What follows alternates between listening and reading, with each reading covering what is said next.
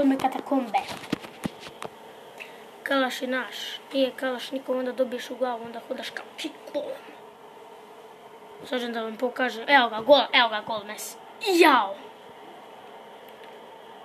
Ne morate, ne brinite se, sad ću ja da pokažem još jedan. Nađete samo na Blu-ray Play. I sad pogledajte. Kalaš je naš, nije kalaš nikom, onda dobiješ u glavu, onda kudaš kao kikom.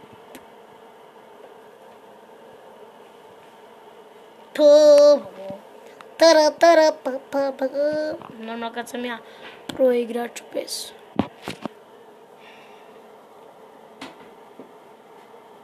Onda hodaš kao kiklon. Znači pogledajte taj gol. Ovo ja mislim da će pokazati gol, pogledajte.